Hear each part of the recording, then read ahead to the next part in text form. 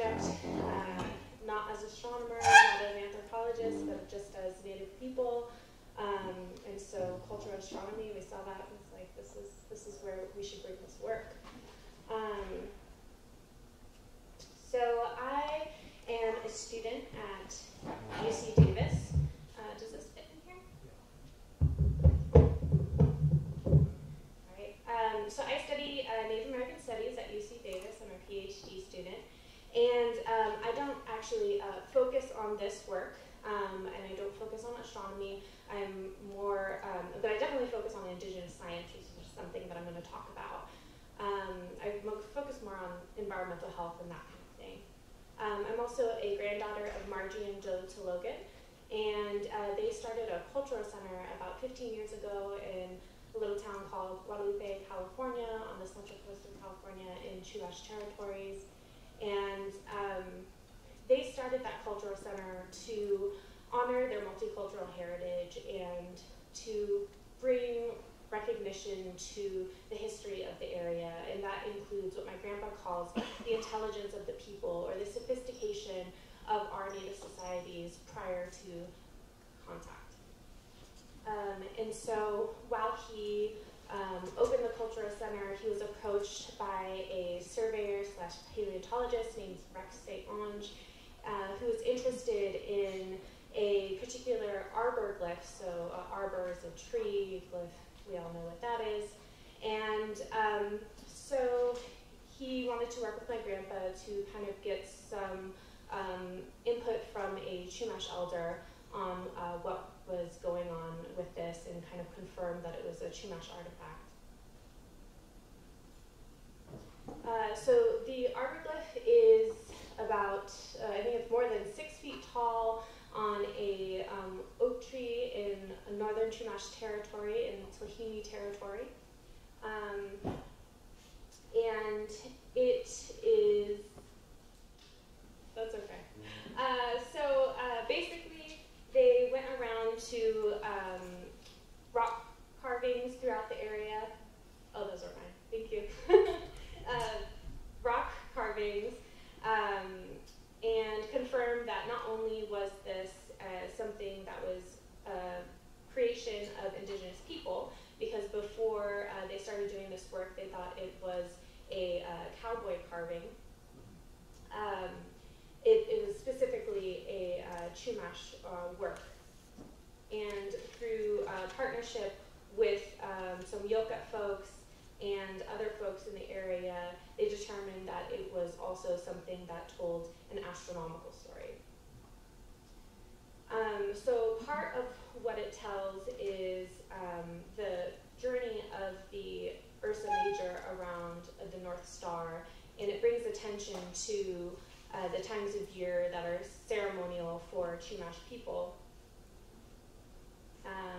And so about 2 years ago, I started consulting. I'm actually a public policy professional, and I asked my grandpa, I have a little bit more time now, what would you like me to do? Contribute to the Cultural Center? What would be helpful to you? And he asked me to further the work on this arboglyph. But I'm not an astronomer, I'm not an anthropologist, not an archaeologist, so I couldn't really see myself furthering the study in that kind of academic sense. But rather, I was really excited about his concept of the intelligence of the people, and so I wanted to create a platform to talk with other indigenous people about their sciences. And so right now, it's called Chumash Science Through Time, and it's a blog, and we're on social media, which is why I felt the need to go live on Facebook. And we're building an exhibit in our Culture Center, again, in Guadalupe. So as part of Chumash Science Through Time, we're really taking a multimedia approach to make this information accessible to our community and to other indigenous people who are interested in talking about their sciences. So in order to do that, we worked with, I'll press play, it'll work. We worked with Ingenuity, which is an animation group who creates these short animated videos that go between PBS programming. You might have seen them. They're often about indigenous knowledge. And so I'm just going to show that real quick.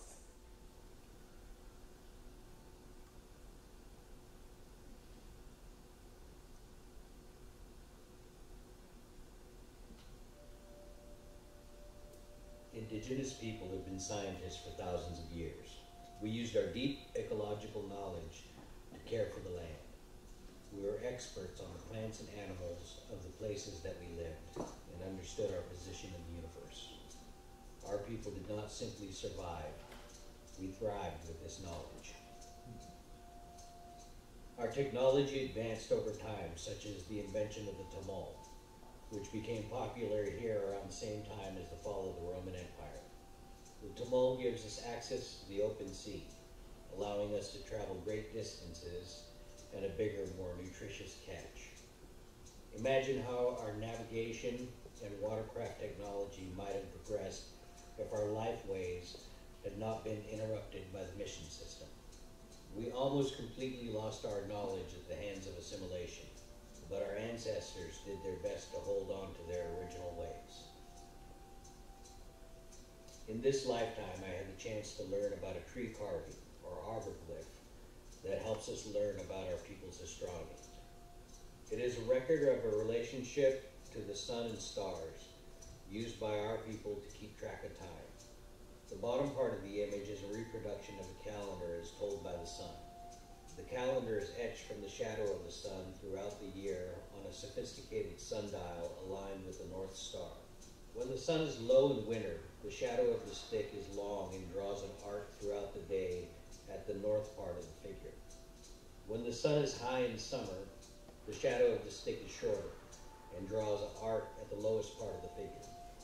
The arc in between is where the shadow falls during the equinox. The solstice and equinox are ceremonial times for the Chumash people. The top part of the image is a calendar as told by the stars, tracing the movement of the Big Dipper. The Big Dipper moves counterclockwise around the North Star, starting with our New Year winter solstice. The image records the position of the Big Dipper at the ceremonial times of the year, showing the close ties between our science and spirituality. Both parts of the image rely on an understanding of the placement of the North Star. One of the Chumash words used for the North Star means to separate in the middle. This word demonstrates the Chumash understanding of an astronomical central meridian and how complex scientific concepts were built into our language. This arbor-glyph was probably carved in the last couple of centuries by a Chumash astronomer who understood the importance of keeping our science alive. Many other Chumash ancestors left us notes to help us reconnect with our language, stories, and culture. Our truth as Native people has been taken from us, and now we try to put together the pieces left by our ancestors to rebuild our original instructions and learn our indigenous science so that the truth can stand on its own.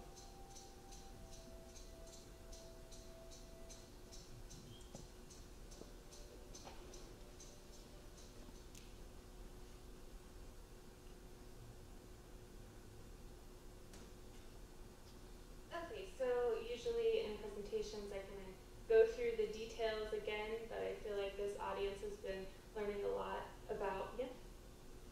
I can wait till the end, but I was just wondering about the first frame of your work, 200,000 years ago. Uh-huh. What was that in reference to? Yeah, so the bottom part of the film, the timeline, that's just a timeline that is like not, it's associated with, it's just trying to get people to think about deeper time. And so we're not claiming to be there 200,000 years ago. Rather, it was drawing attention to the fact that like we invented the tumult, like at the time of the collapse of the Roman Empire and that kind of thing. Okay. Yeah. Mm-hmm. What is that animal? I'm about to tell you. So this part is about that. This is the animal you speak of. So it's an anthropomorphic figure. Some people see it as a lizard. Some people see it as a person. But basically, it's a figure that was drawn from this sundial. So when the sun is looks further away during winter solstice, that draws kind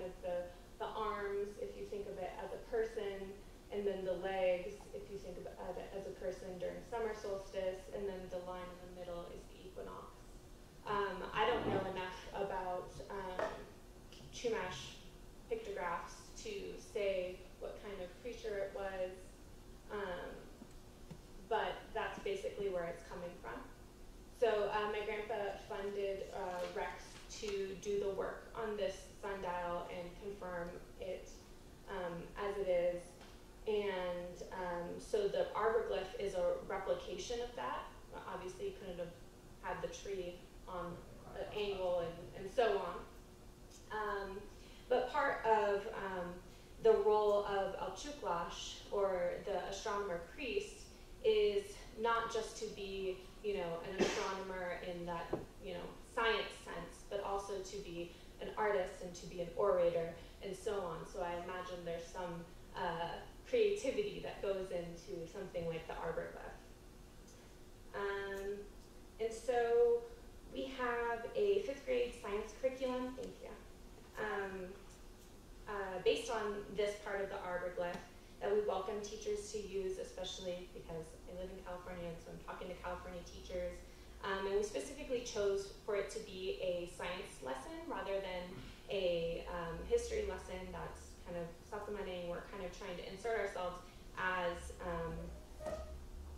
indigenous science rather than just trying to correct histories and so on. And we offer help to teachers to adapt the lesson plan if they teach a different grade. So while the figure part of the calendar is a calendar is told by the sun, the top part is a map of Ursa Major's placement in relationship to the North Star at sunset on the same dates throughout the year.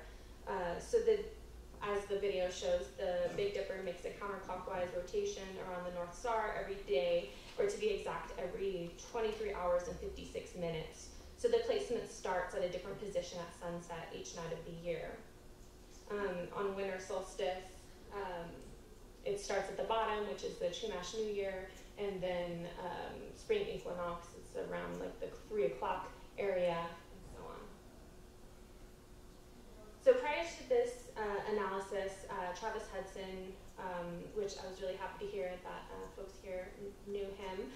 We're really grateful to his work, and a lot of what we do is out of Travis's work.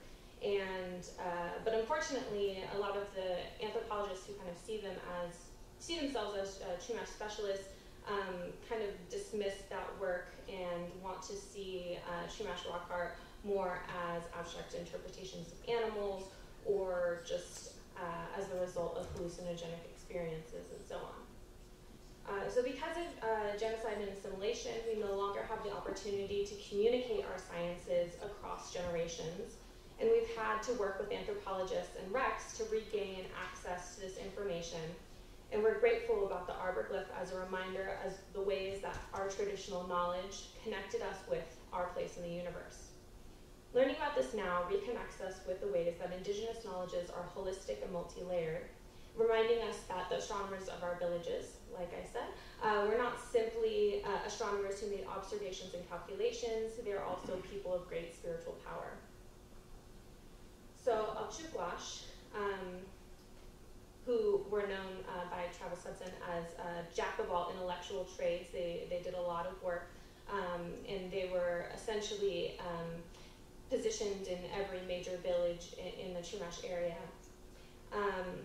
And the person who made the arbor-glyph was probably an Alchuglash, or someone who had learned this information from an Alchuglash.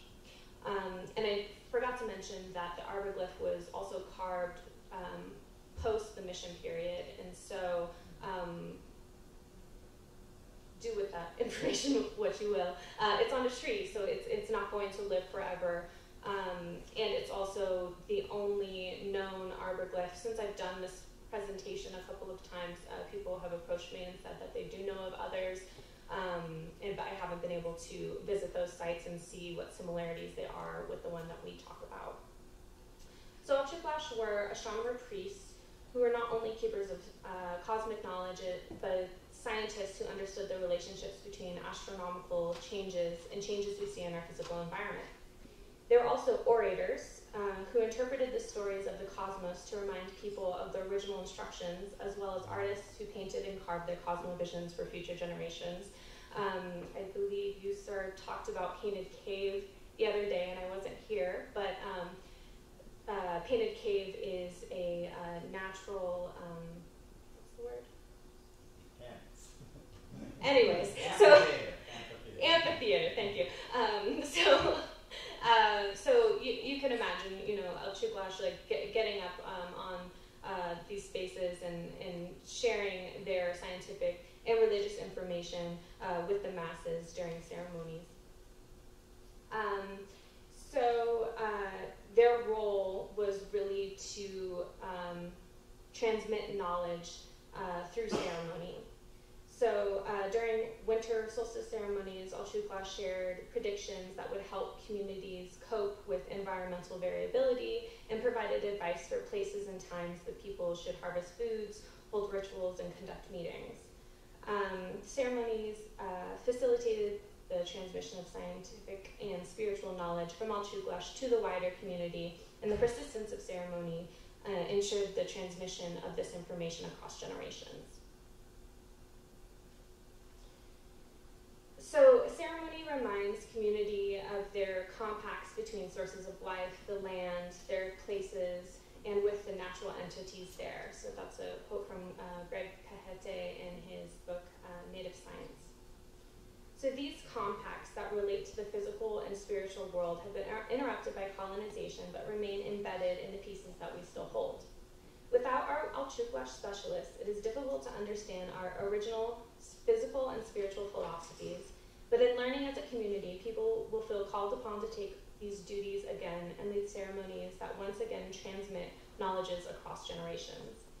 The arboglyph also marks the midpoint between autumn equinox and winter solstice, which is the time of our Hutash ceremony, Hutash being Mother Earth, and to celebrate the bounty that she has bestowed upon us.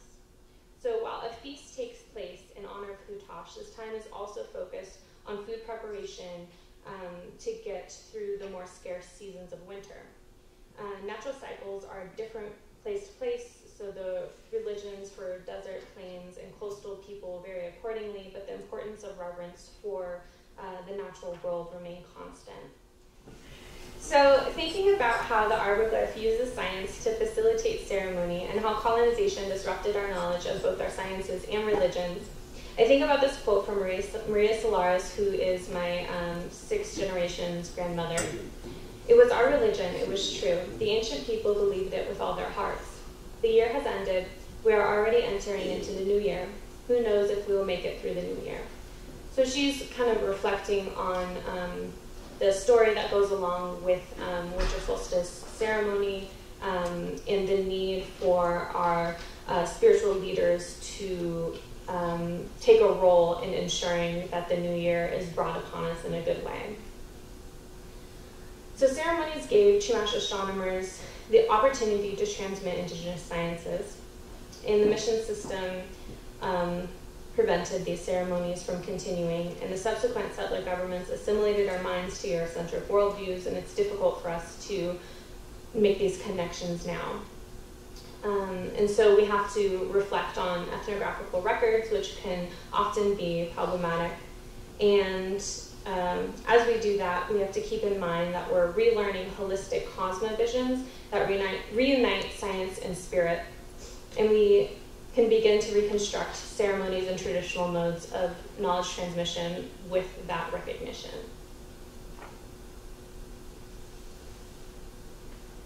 So while I use the term indigenous science, I understand that I'm saying something disjointed and contradictory, and I'm in a PhD program and I talk about it all the time.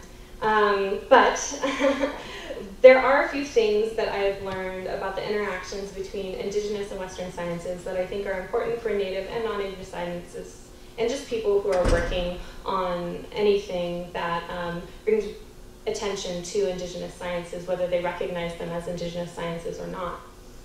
We must be careful in seeking validation of Indigenous sciences within Western sciences because Indigenous sciences are valid on their own and based on Indigenous worldviews that have been excluded from and sometimes counter to the now dominant worldviews in Western science.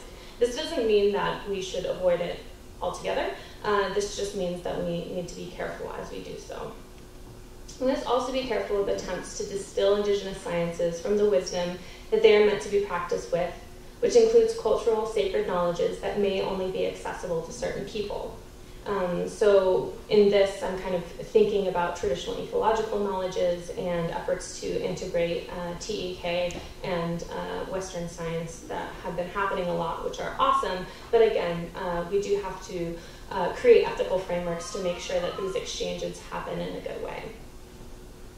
We also must recognize that we cannot disentangle these cultural and spiritual components, and we must recognize that Indigenous sciences belong to the people whose ancestors practiced it and cannot be molded into Western approaches of propriety, which is an issue that has come up with this project.